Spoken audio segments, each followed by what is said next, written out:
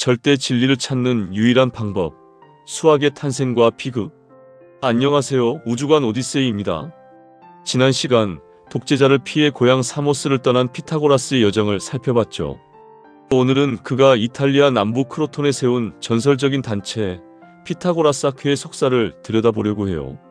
여기에는 든든한 후원자 밀론과 시공간을 초월한 사랑, 그리고 비밀을 발설하면 죽음을 맞이해야 했던 기묘한 규칙들이 얽혀 있습니다. 이제 그 흥미진진한 현장으로 가보시죠.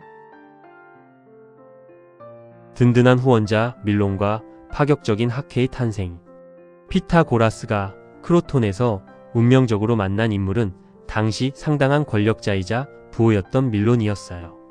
밀론은 올림픽에서 무려 12번이나 우승한 전설적인 장사였지만 근육만큼이나 지적인 갈망도 컸던 인물이었죠. 그는 사모스의 현인 피타고라스를 위해 아낌없는 지원을 쏟아부었고 그 덕분에 전설적인 피타고라스 학회가 결성됩니다.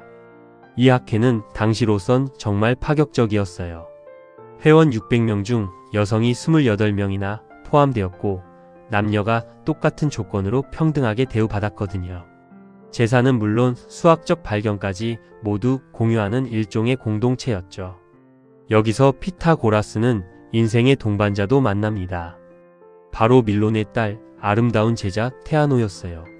나이 차는 컸지만 두 사람은 수학과 철학이라는 공통 언어로 사랑에 빠졌고 결국 결혼까지 골인하게 됩니다. 테아노는 피타고라스가 가장 아꼈던 제자이자 든든한 학문적 동료였던 셈이죠. 휘장 뒤의 침묵, 교육과 비밀의 무게. 하지만 학회의 규칙은 지독할 만큼 엄격했어요. 입문하려면 먼저 말을 참는 능력부터 시험 받아야 했죠. 강의실은 커다란 휘장으로 나뉘어 있었는데요. 상급반인 수학자 그룹은 피타고라스를 직접 보며 증명법을 전수받았지만 하급반 제자들은 휘장 너머에서 목소리만 들어야 했습니다. 피타고라스가 왜 이런 방식을 택했을까요?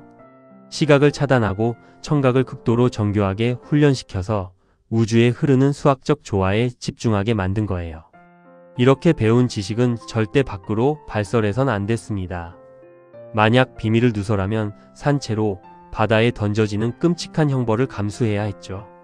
이들에게 수학은 단순한 학문이 아니라 목숨을 걸고 지켜야 할 종교적 진리였던 겁니다. 철학자의 정의와 학회의 비극적 종말. 피타고라스는 자신을 철학자, 즉 지혜를 사랑하는 사람이라고 정의했습니다.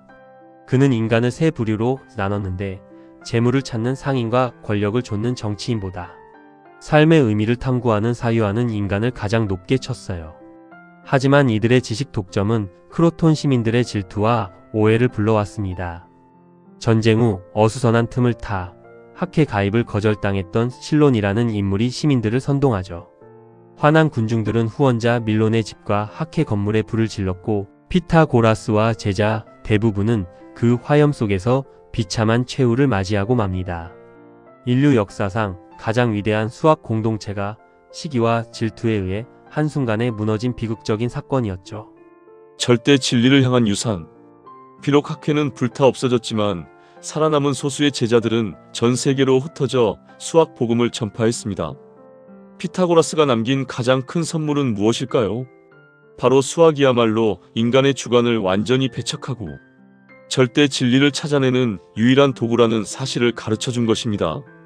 이 드라마틱한 역사의 뒷이야기는 인저리타임 사이트에서 더 자세히 확인하실 수 있습니다. 다음 시간에는 피타고라스가 발견한 우주의 노래, 음악 속의 수학 이야기를 들려드릴게요. 구독과 좋아요 부탁드립니다. 우주관 오디세이는 계속됩니다. 감사합니다.